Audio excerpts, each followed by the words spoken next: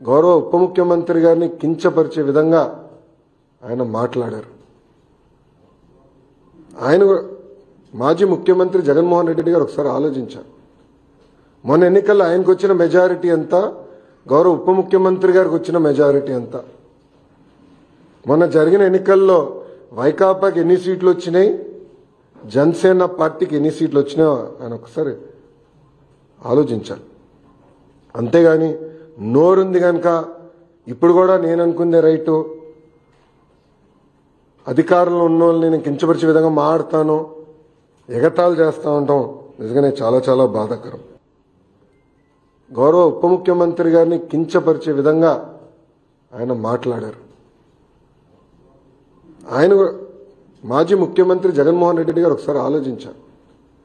మొన్న ఎన్నికల్లో ఆయనకు వచ్చిన మెజారిటీ ఎంత, గౌరవ ఉప ముఖ్యమంత్రి గారికి వచ్చిన మెజారిటీ ఎంత? మొన్న జరిగిన ఎన్నికల్లో వైకాపాకి ఎన్ని సీట్లు వచ్చినాయి, జనసేన పార్టీకి ఎన్ని సీట్లు వచ్చినాయో ఆయన ఒకసారి ఆలోచించాలి. అంతేగాని నోరుంది కనుక ఇప్పుడు కూడా నేను అనుకుందే రైటు, అధికారంలో ఉన్న వాళ్ళని నేను కించపరిచే విధంగా మాట్లాడతాను, ఎగతాళి చేస్తా ఉంటాం నిజంగానే చాలా చాలా బాధాకరం. చూసారు కదండి, మరి ఈ వీడియో కనుక మీకు నచ్చినట్లయితే ఒక లైక్ కొట్టేసి మీ అభిప్రాయాన్ని కూడా కామెంట్ బాక్స్ లో తెలియజేస్తూ ఇలాంటి ఇంట్రెస్టింగ్ అప్డేట్స్ కోసం మా ఛానల్ ని సబ్స్క్రైబ్ చేసుకోండి.